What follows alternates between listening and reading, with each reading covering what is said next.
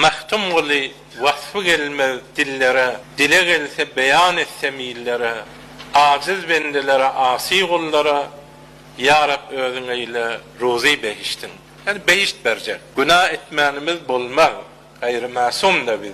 Masum peygamberler. Onun şu günahın izini, fevren izini almalı da. Bağışla demeli. Hudaya bağışla. Ayttık 6 saat, 7 saat geçmeyenka, fevren bir 2 rekat nefil namaz okuyup, tesbihini eline alıp, Hudaya boynunu borunmalı. Olala pervenlerini, kem pak nevis etmeliler. Yani yazdırma. Mesela adama utanç. Mesela bir ulakan adam bir zadi yazıp oturan bolsa, her bolar bolmaz gepler, samı gepler, onu yazdırıp oturma, ulakan adam ahirinde. O sen ağzının çıkan zadi yazmalı deyiliptir ya.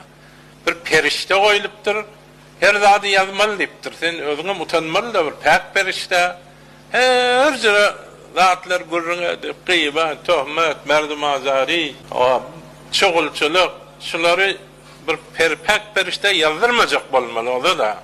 Yani günahını. Ondan sonra bir muğada Hudaýyň ekerden bolsa da tövbe etmeli.